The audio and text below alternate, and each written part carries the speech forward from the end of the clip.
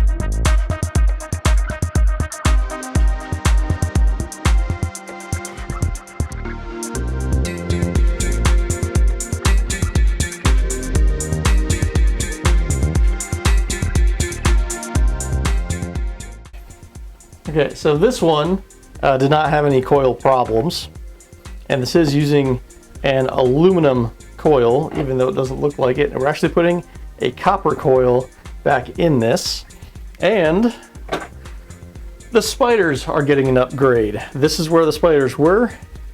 We're going all the way to the outside, so we're putting a larger spider on it. It's going to sound a little bit better.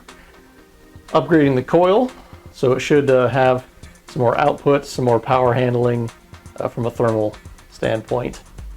And then also we're going to be making this a dual voice coil, which you can already see there are provisions in the basket for the holes for the terminals. We're going to change these out to a different kind that's actually going to sit behind here so you won't see these connections. But we're going to get some lead upgrades. You got these tiny ones on here now. So off camera, I'm going to clean all this up, take these other leads off, If you haven't seen cleaning the basket before, then go watch one of the other sub build videos, because I've done that in some of the other ones.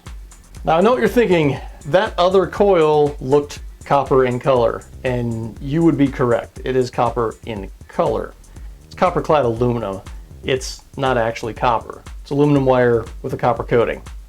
This coil actually is copper, and it does have a coating on top of it that is a protective coating, so should it ever touch inside here, it will not directly dead short, and you can kind of see that coating up here on top above the windings. This actually is a copper coil, so this is going to sound a little bit different. Now in terms of cleaning this up, I've got everything sanded down. I use a flat wheel on a grinder to get that so it does not dig into the metal, but it does remove any contaminants and that kind of thing. And this is our shim. Yeah, that's right, I just use paper and it works fine. You figure out the appropriate number of pieces of paper to slide the coil into where it's nice and snug, use that as a shim. Now you might notice that I've got a couple of marks on this paper, and that's for the alignment. On this basket, we have no vents at all, so we have no way of seeing where the top plate is when we go to put the coil in. So what we would normally do is mark on the coil, or even how I got to this point is mark on the coil where it should be on the top plate. So this should be perfectly centered. So the top plate, say that's my finger, should be perfectly in the middle. So you take the center of the coil, half of the top plate, add that to it, put that mark, slide the coil in, and we would have it down to that mark on the coil. Now, what I have actually done here is made a mark on the paper, so when that black mark on the paper is at the top of the former, I know this is in the right spot. I wouldn't be able to see this while I'm doing the whole assembly. So now I've got it to where I can do that, and I can recreate this because I've actually got 6 of these to do, and I've already done some, which is why I have the mark. But you can use the mark on the coil to see where it's supposed to be down here. Make sure that the paper is all the way at the bottom so it hits the back plate. Mark it, and now you know the top of the former goes to that line on all of these that you do. So we have the proper alignment marked. So we've got the spider and the cone to go on. And these are all relatively easy. You might notice there's a little bit of play where that ridge moves. We want to make sure that when we push on it, it's going to sit down in the natural position.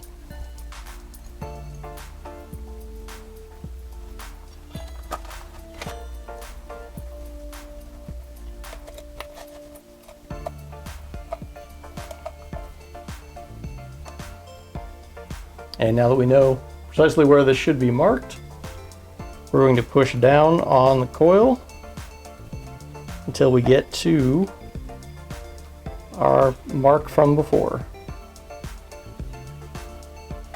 And there we go. So we know that the coil is perfectly aligned because of the shims. We know that the spider is on there straight as a result of we're pushing down on the former and letting the edge of the surround stay in contact with the basket. So now we want to make sure it stays there.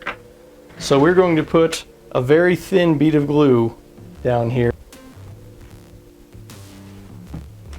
And if you want to, you can take a pick or a screwdriver or something like that and just run that across it to make it a nice uniform joint. And make sure it's spread equally in there.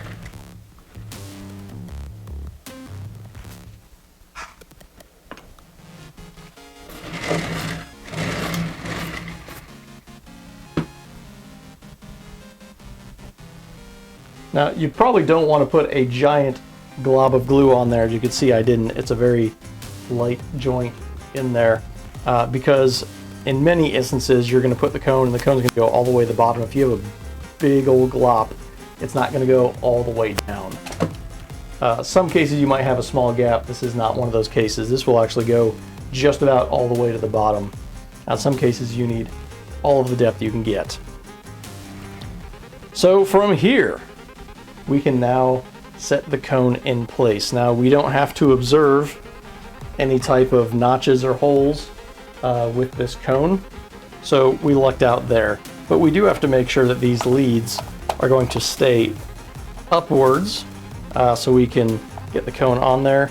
And if you fold over the lead just a little bit right there, you can make sure that it stays there and push the cone down, and then the cone will pull that back out. But that does make it a little bit easier to get the leads in there.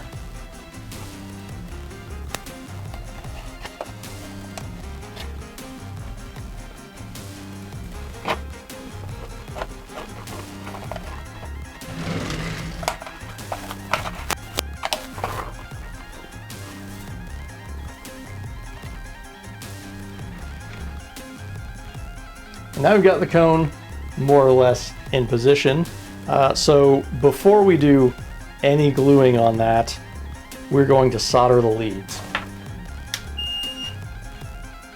If you've learned something today, make sure you give the video a thumbs up. And if you aren't already subscribed, hit the subscribe button and the notification bell so you get notifications for all of our new videos. And if you want to support the channel, you can do so in the Patreon link below, as well as from emfcaraudio.com, where we have many different products that should fit your needs for car audio and maybe even some home audio. So we're going to solder these leads in. Now, I'm gonna head some things off at the pass and go, why aren't you adding flux? Because I don't need to. All of these are already tinned. They will solder just fine. If you had a bare copper connection, you'd probably have to add some flux, but I don't. So we're good to go there. Now, what I have done is wrapped the coil lead around the spider lead, and we can now add some solder.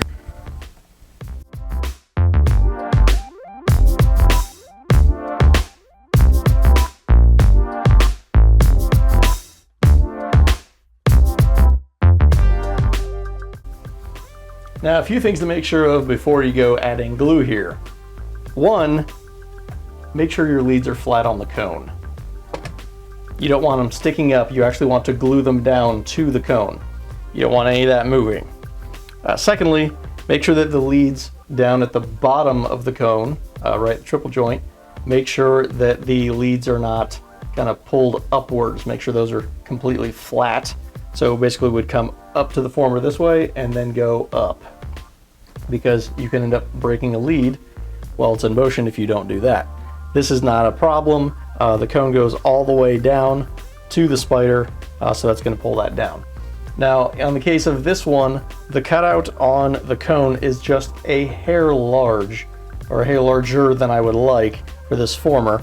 So when we add glue, it will fill in that gap, but it will also seep down into that triple joint. So we're going to put glue on it, wait a little bit of time for it to seep down in to make sure the back side of that has plenty of glue, and then we'll hit it with the accelerator.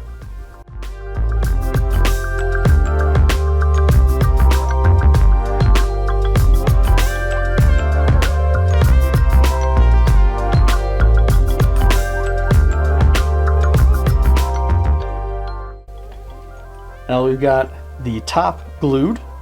That joint will be sufficient for this, definitely. Not a ton of power on this guy. The leads are also glued down. They don't have to be completely submerged. You don't have to put a gallon of glue on top. You only need enough to make that a nice solid joint. What you definitely don't want to do is have so much glue that it adversely adds a bunch of mass that will affect performance. Now we're going to carefully pull this out and flip it over so we can do this glue joint. Now we don't want any glue to get inside these holes. It'll go on the inside of the former. It's a pain to get out, especially if you don't deal with it immediately. So we're going to prevent that from happening by using masking tape. And we're just going to put that right on the edge of the hole to ensure that it won't go in it, but we can still get a good joint. And you may have to do this in a few pieces to get this exactly lined up.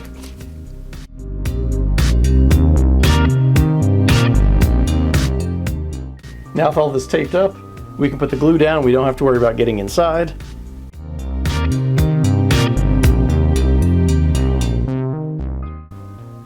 With a small amount on there, I'm going to take a piece of plastic and run that right over it to make sure we've got a good spread.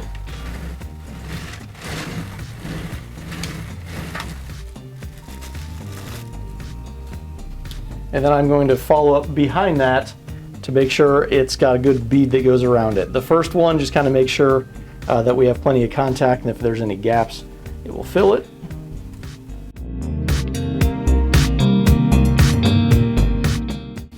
We can take our tape off.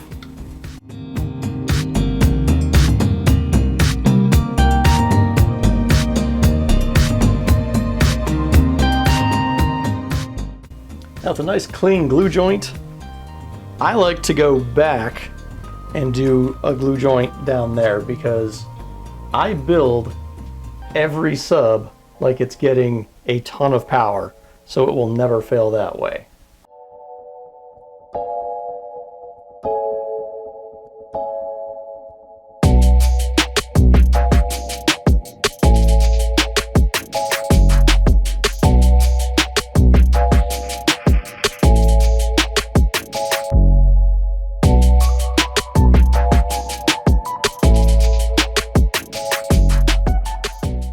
And now we've got a nice glue joint all the way around. We know that the cone is going to secure at the bottom as well as the top and down here. So this is what you would consider to be a drop-in. From this point, we've got to do this side of it, but this would be a recone of sorts as it sits. And these are the new terminals that we'll be putting on this. They will go straight up. They do have the tabs already on them. These will accept 12 gauge wire. They're not gigantic ones like you have in most of our other subs. Now normally these tabs would be totally flat with a hole in it. If you've got a round lead, it goes right in, solders on just fine. We have flat leads. So what I like to do is cut that, spread it apart, slide the lead in there, close it back, then solder it.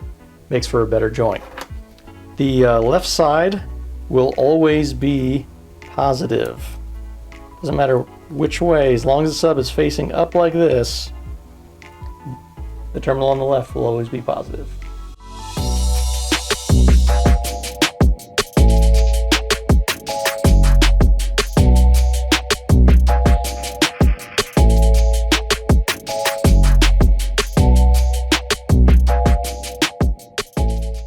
You're going to want to make sure that these are tightened down, not so tight that they break the plastic, but you do want to have be snugged. And you can also put glue on there to make sure that these do not loosen up.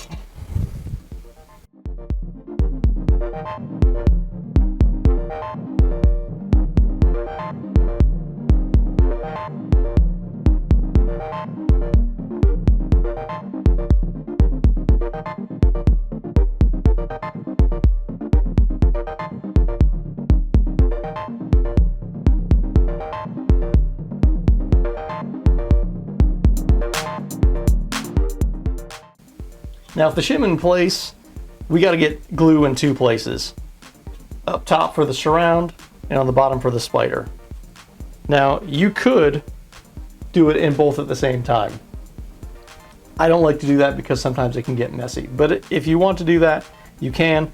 It's going to be easier to do that with this small surround, doing it up here beforehand, but the choice is yours. I'm not going to do that, so I'll show you how to do it otherwise. So we've got to get glue at the spider landing, making sure that we don't have so much that it's just leaking everywhere, because what we really don't want to have happen is leak down from here all the way down and then into the gap. That would be bad. So I'm going to get One of those things you kind of know how much, but you definitely don't want to short it. Amount of glue in here.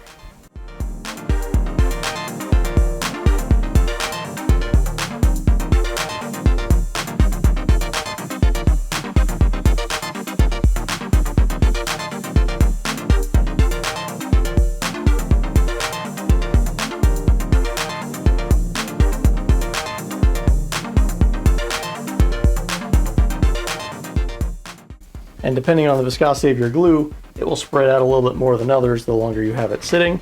So we're going to tuck our leads away under the cone, like so. And we're going to slide it in, making sure that our leads match up with the terminals.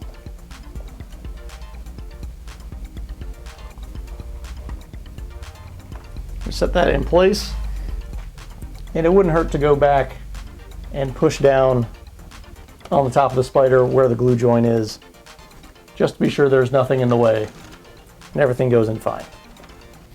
Now if you did have any glue that came up on top of the spider here from around the edge once you push it down, you can spray Accelerate on that. Ideally you probably should. We don't have that here, so we're not going to worry about spraying any accelerator here. We're just going to let that dry on its own as it absorbs into the spider and onto the basket. So now we've got to get glue up here on the surround. For this we're going to be using E6000 as I always do on these. And we're just going to pull this up, sit the glue down there, and then work our way around.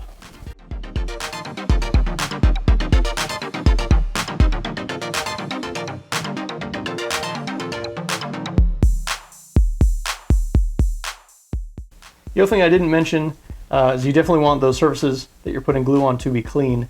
No dust or dirt or grime or anything else on there.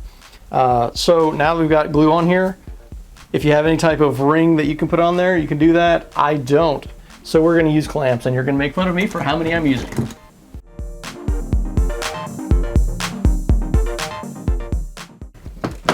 I do like to put these on in a pattern to make sure that one side is not pulling more than another, but you should let it sit the way that it naturally falls, so you're not pulling any which direction one way or the other.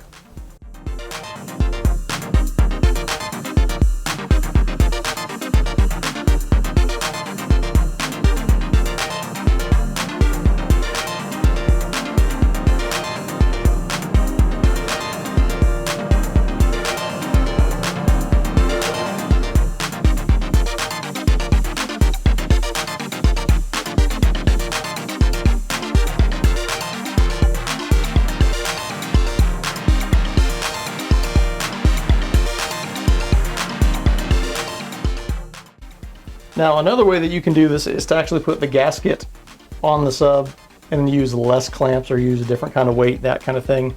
Now I don't like doing that because if you have any excess glue that comes up, it could stick to the gasket and then glue the gasket to there, which may not be that bad to get off, but maybe it will be. So to avoid that from happening, I use this method. So we're gonna wait on all of this to dry. E6000, you wait about an hour and a half and it's solid and you can take these off. So we're gonna wait an hour and a half and then work on the dust cap. While the surround was drying, we probably could have done the solder joints, but then you're kind of fooling with these things and being in the way a little bit, so I like to wait. The dust cap, you also possibly could do, but I'm trying not to put any weight on this, potentially move it around while this is drying, even though the clamp should hold it in place. Again, just a precautionary measure, but you could potentially do either of those things while this is drying. So now we've got to take all the clamps off. So the only thing we have left to do is going to be soldering the leads onto the tabs and the dust cap, but we also have to salvage the dust cap. So let's get these clamps off.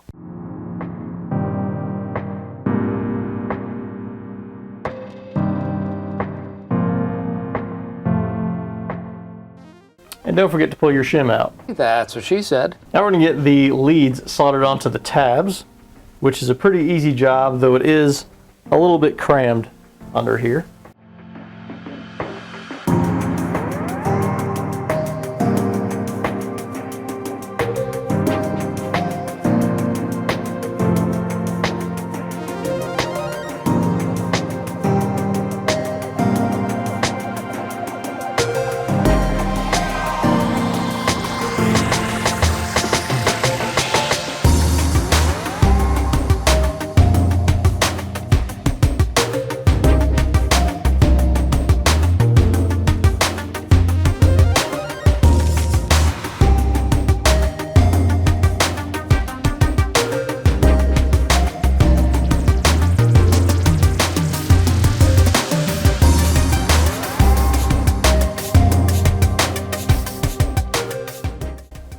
And make sure you also go back and trim the end of this lead off, so it should be nice and snug up here.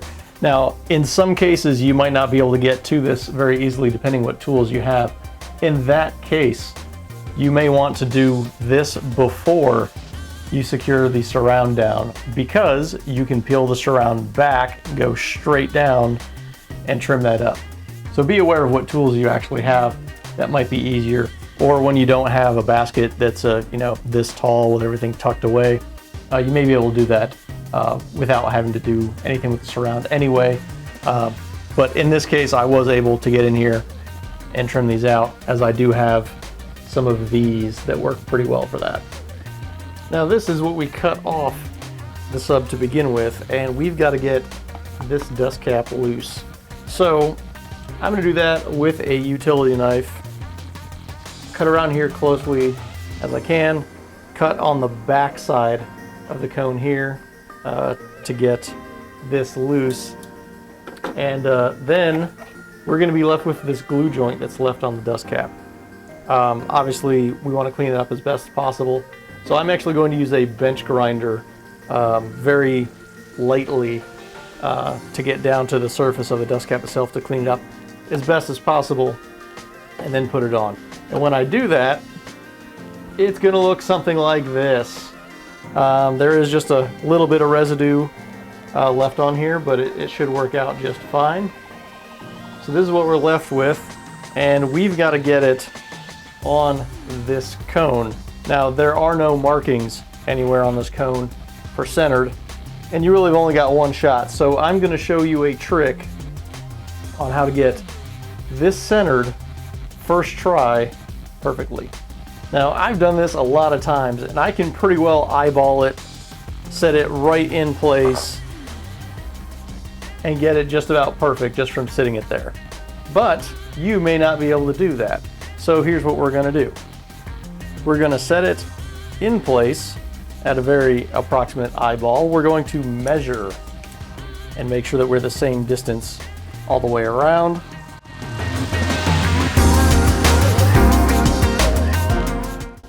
And now that we know that this is precisely where it should be located, I'm going to put a little bit of weight on it so it can't be moved. Now with this in place, I want to make sure that it doesn't get moved around anywhere. So normally what you might do is take something like a roll of tape and sit it on there, because you are going to have that curve and this is going to sit in that pretty well. But because we have a flat spot from the logo, I'm just going to apply the weight directly, so you don't need a lot. Just have to make sure that it can't get bumped. And then we're going to take masking tape, and we are going to put little sections of it right around the perimeter.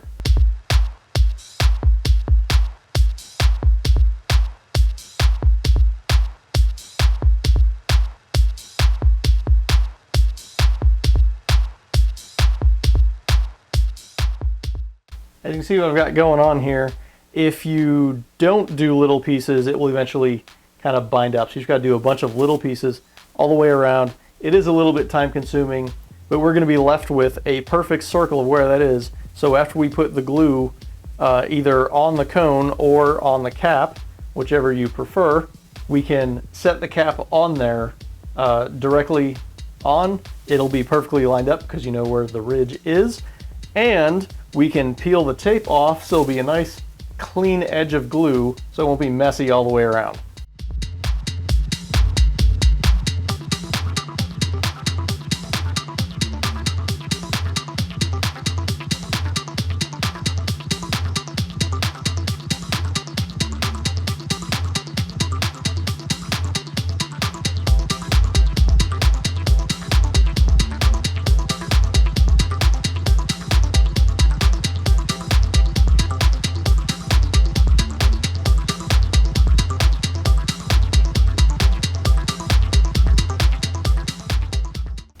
And there you go. And if you do this where you're going the same direction, lay it one side over the other, you can pick up one point of it and the whole thing will just pull right off. Now you want to make sure that you're using a low adhesive tape like painter's tape.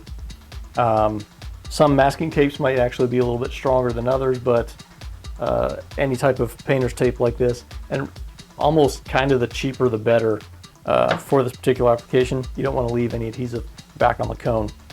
So now that we've got our nice outline of where the dust cap goes, you can make the decision. Do you want to put it on the cap or do you want to put it on the cone? And that's going to come down to a personal preference, what you feel more comfortable with.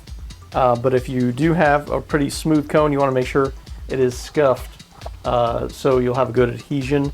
This one obviously is, just because I used I think it's a 40 grit paper to get the glue off and all the gunk and all the stuff that was on here before. So we have a good bonding surface, and I'm actually going to go right around this edge of the cone just because this is kind of a narrow gap.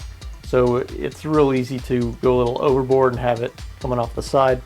Remember, when you do put the glue on here, if you have too much, it will squirt out. But the good news is, with the tape, you can peel it right back out. For the dust cap, again, we will be using E6000.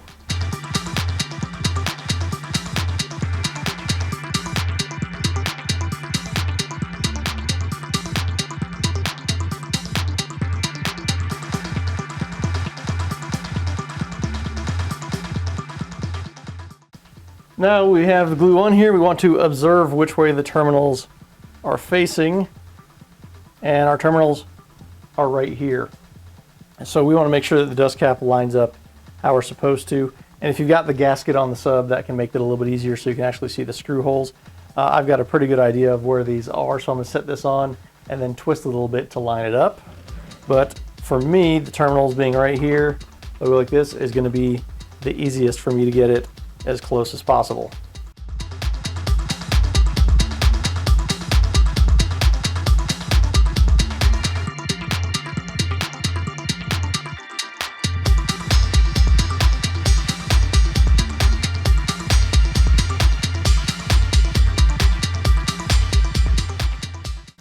And we're going to want to put a little bit of weight on this dust cap again, but this time I'm going to use a little bit more weight than that bottle was. So we're going to use a can.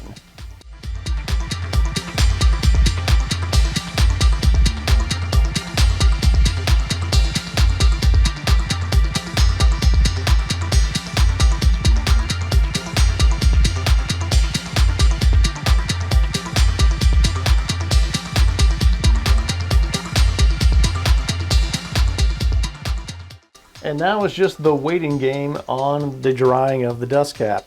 After about an hour, you can take the weight off.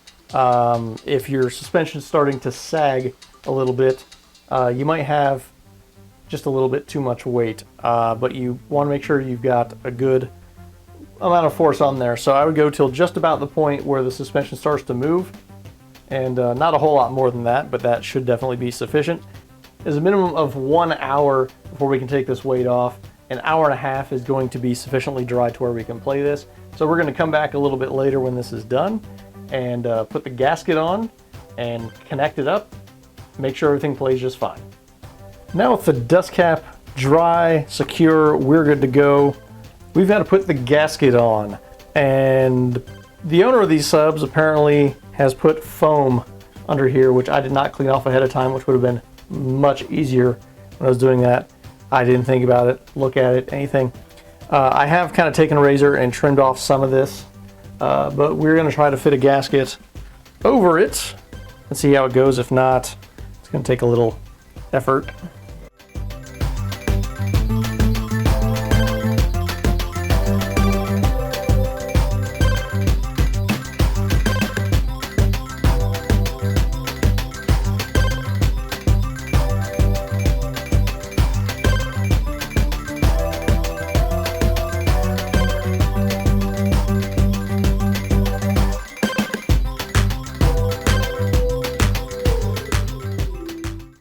And there we go.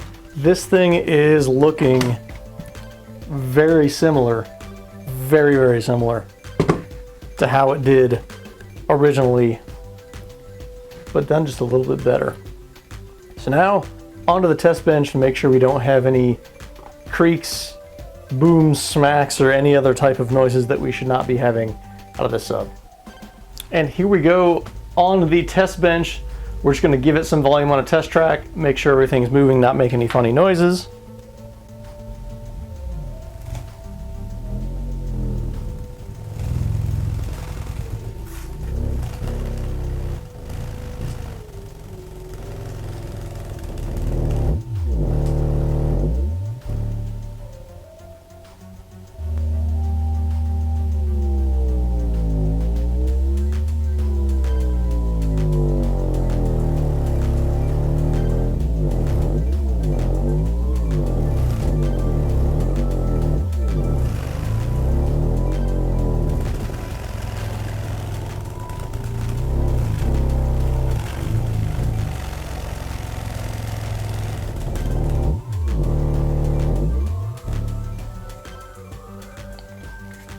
And there we go.